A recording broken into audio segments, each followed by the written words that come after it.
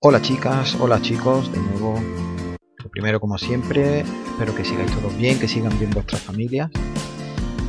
Y hoy, con este cuarto vídeo dedicado a la tectónica de placas, vamos a terminar el tema, que como veis da bastante de sí.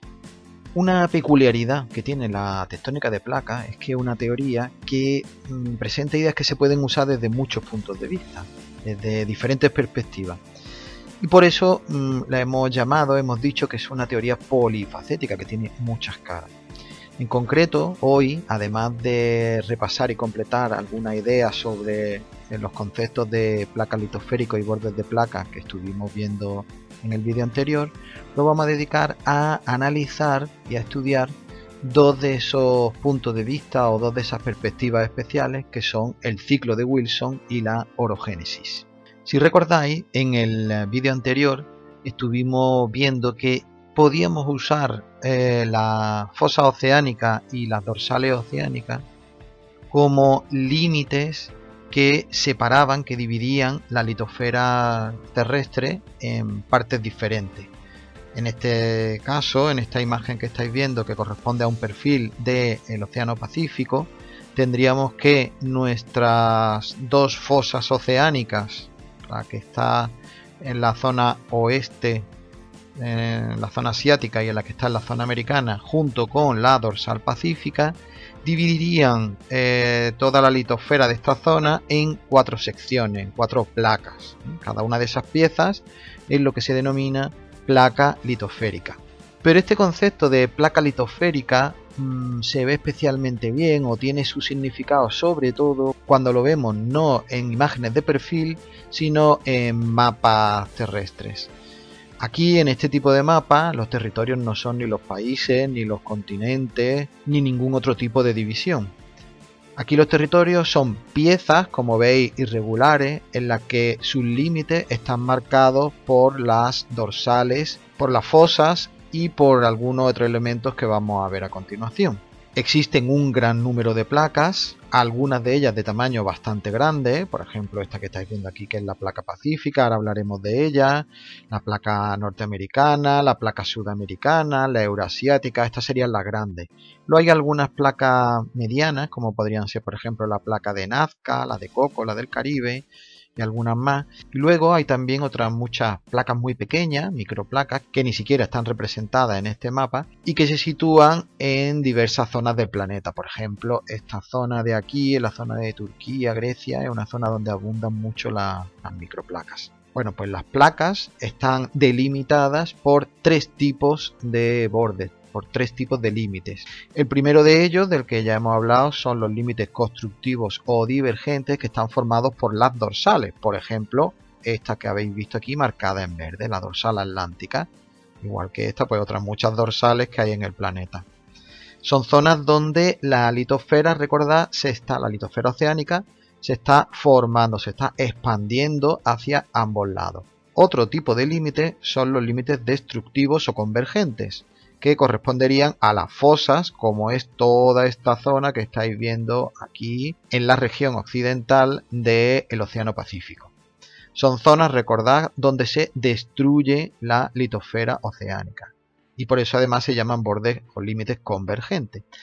Pero hay un tercer tipo de borde de límite, que son los límites transformantes o pasivos, que corresponden a zonas de rotura en la que los bloques que hay a un lado y a otro, las placas que hay a cada lado, se mueven una con respecto a la otra de forma lateral, es decir, ni se separan, ni se chocan, ni se confrontan, sino que se mueven una hacia un lado y otra hacia el otro. En función de su composición, las placas se pueden clasificar en dos grandes tipos. Hay un tipo que denominamos placa oceánica, como es este ejemplo que estáis viendo aquí, la placa pacífica, y la denominamos así porque está formada únicamente por litosfera oceánica. Toda esta superficie que veis aquí es fondo oceánico, es litosfera oceánica. Hay también otro tipo, que serían las placas mixtas, que como ya habéis adivinado, pues son placas que tienen mitad de litosfera continental y mitad de litosfera oceánica. Es el caso de la placa africana, como estáis viendo. En realidad, cada placa tiene sus propias características y no siempre los límites de las placas tienen la misma configuración. Por ejemplo, en esta ampliación de la imagen que veíamos en la diapositiva anterior, por ejemplo, la placa pacífica, podemos analizar sus límites y encontraremos, por una parte, zonas de límite constructivo o divergente. Todo esto de aquí serían dorsales, en concreto todo esto sería, esta parte de aquí sería dorsal pacífica. También encontraríamos zonas de límite destructivo, estos son fosas, recordad que esto ya lo hemos estado viendo en varias ocasiones, y también hay pequeños segmentos, aunque en este caso son las zonas más pequeñas, que serían zonas de límite transformante. Aquí hay un límite transformante muy significativo que quizá os suene, esta zona de aquí, que corresponde a la famosa falla de San Andrés, la falla que produce esos terremotos tan frecuentes en la región de San Francisco, Los Ángeles. Por su parte, la placa africana tiene también sus propios límites, sus propias características.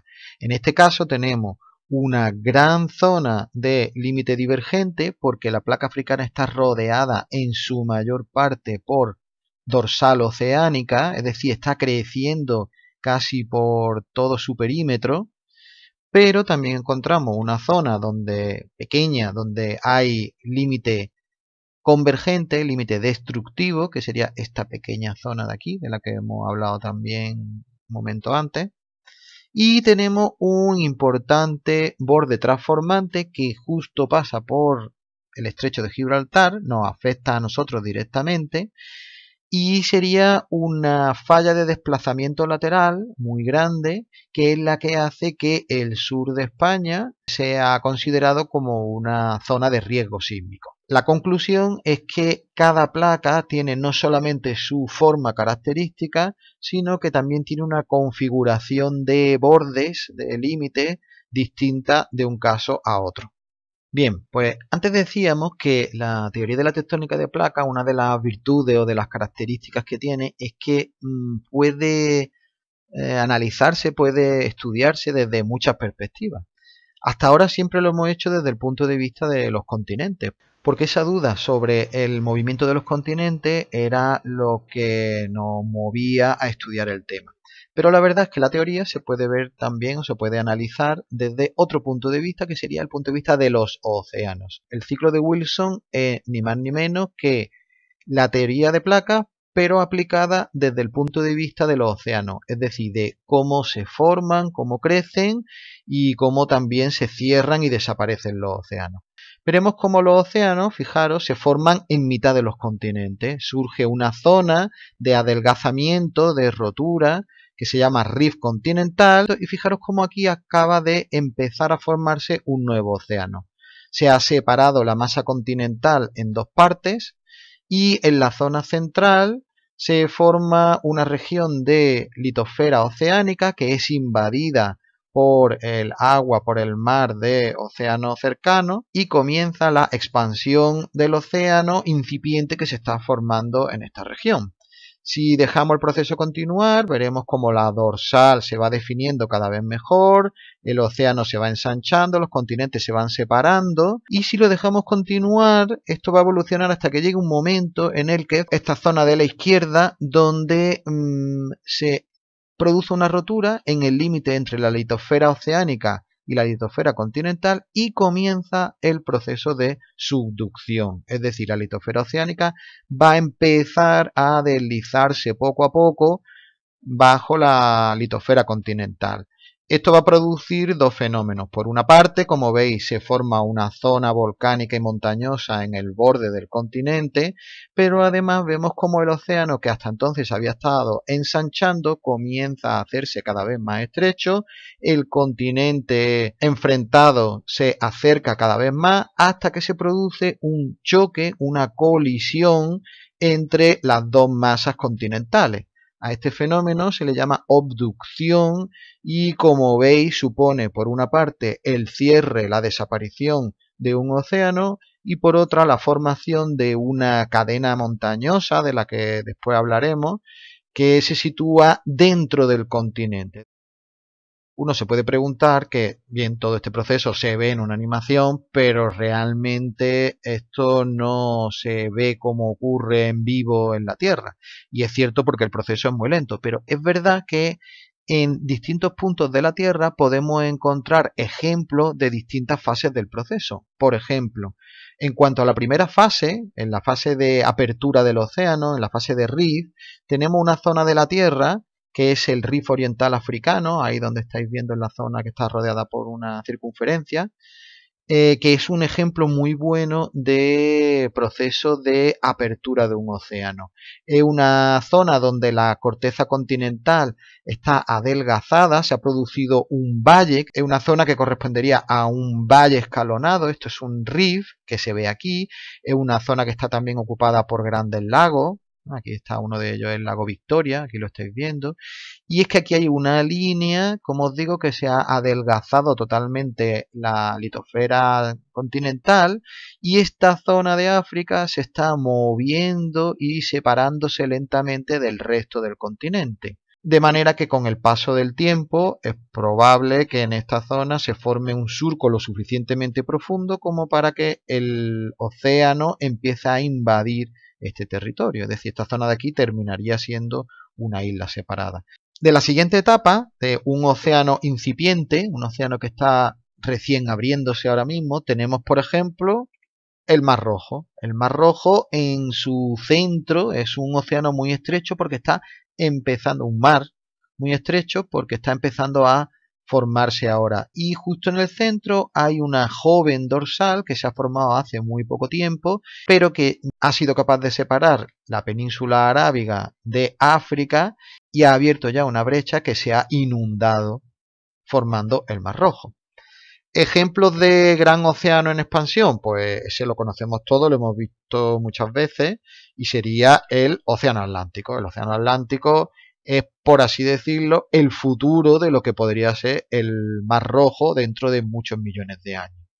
Y también tenemos ejemplos de zonas de subducción.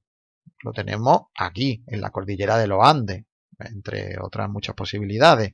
Es una zona donde la litosfera oceánica, aquí lo veis, se está deslizando por debajo del continente y eso está provocando que se produzca una elevación montañosa, que sería la cordillera de los Andes, que se caracteriza por su gran vulcanismo y también por su gran actividad sísmica. Por último, también tenemos un ejemplo de obducción, de cordillera que se forma dentro de un continente y es precisamente el Himalaya. El Himalaya, toda esta zona de aquí, se ha formado y se sigue formando de hecho porque la región índica, esta zona de aquí, era independiente hace millones de años, pero se fue desplazando hasta colisionar con el continente asiático.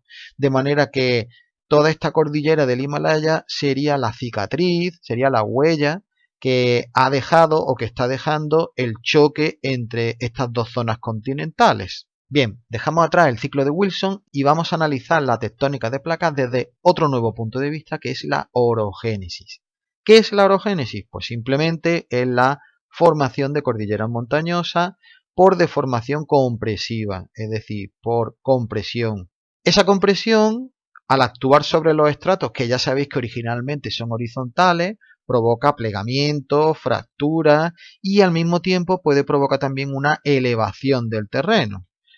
A esas elevaciones que se originan por este mecanismo los llamamos orógenos o cordilleras orogénicas. Bueno, también se les puede llamar cordilleras de plegamiento por los abundantes pliegues que presentan los estratos que están en la estructura de esa formación. Y como ya suponéis, este fenómeno de la orogénesis se debe o está muy relacionado con la subducción. El caso es que la orogénesis da lugar a varios tipos de cordilleras. Tenemos un primer caso que serían las cordilleras costeras, como por ejemplo hemos visto antes los Andes. Son cordilleras que se producen cuando la litosfera oceánica subduce directamente por debajo de la litosfera continental. Y entonces el efecto es que se forma una elevación justo en el borde continental. Por eso a estas cordilleras también se le llaman así, cordilleras de borde continental o de tipo andino, por aquello de que los Andes son el ejemplo más característico. Existe una siguiente formación que serían los arcos de islas. ¿Qué son los arcos de islas? Pues son grupos de islas volcánicas, cordones de islas volcánicas, que se forman a cierta distancia del continente, de manera que entre el arco de isla y el continente queda un brazo, una zona oceánica, a la cual se le denomina cuenca marginal. Este tipo de estructuras, los arcos de islas, se forman cuando la subducción se produce entre la litosfera oceánica que se desliza por debajo de otro segmento de litosfera oceánica. Fijaros, compararlo con la imagen superior y fijaros en la diferencia. Aquí la litosfera no se desliza en la zona continental, sino a cierta distancia. Y por eso las diferencias entre un caso y otro. Aunque con el tiempo, si el plegamiento y la acumulación de sedimento aquí es lo suficientemente grande, puede terminar produciéndose un fenómeno por el que este arco de islas va creciendo cada vez más hasta unirse completamente a la zona continental. Hay un tercer tipo de cordillera que serían cordilleras intracontinentales, lo hemos visto antes. Ya lo sabéis, son zonas en las que además de la subducción se produce un choque, una colisión entre dos masas continentales. Al ser las dos bastante gruesas y con la misma densidad, no es posible continuar la subducción y entonces lo que se produce es un choque entre las dos regiones y como consecuencia una cadena montañosa que queda, digamos, atrapada entre dos zonas continentales. Como resumen, podríamos analizar que la teoría de la tectónica de placas destaca por su gran potencial explicativo, que es uno de los grandes valores que se le dan siempre a las teorías científicas. ¿Qué cosas explica la tectónica de placas? Pues si hacéis repaso, un montón, ya lo hemos estado viendo. Por una parte, hemos respondido a la pregunta de cómo y por qué se mueven los continentes. Además, indirectamente, hemos conseguido demostrar las pruebas de Wigner. Se consideraban buenas pruebas, pero no se terminaban de aceptar en los términos que Wigner había dicho, pues porque no se aceptaba que los continentes se movieran. Pero es que además la teoría de la tectónica de placas también explica por qué se producen volcanes, por qué se producen terremotos y su distribución en el planeta. Además también nos permite explicar el patrón de antigüedad de los fondos oceánicos, que es tan curioso, acordaros, eso de que primero, ningún fondo oceánico es más antiguo de 200 millones de años, aunque los océanos sí lo son, y además porque la edad de los fondos va aumentando desde las dorsales hasta las fosas. También nos explica cómo se forman, cómo aparecen, se ensanchan y desaparecen los océanos, el ciclo de Wilson. Y además también nos explica por qué y cómo se forman los relieves montañosos en sus diferentes versiones que hemos estado viendo. En resumen, es una teoría, como veis, que acepta muchos puntos de vista y que explica muchísimos fenómenos. De ahí que se considere una de las teorías científicas con más valor actualmente. En definitiva, hemos hecho un repaso de todos los aspectos importantes de la tectónica de placas. Habéis visto que es una teoría muy amplia, que admite muchos puntos de vista y que tiene un gran poder explicativo, y ahí es donde reside su gran valor. Con esto damos por terminado el tema y espero que estos vídeos os hayan servido para entenderlo mejor.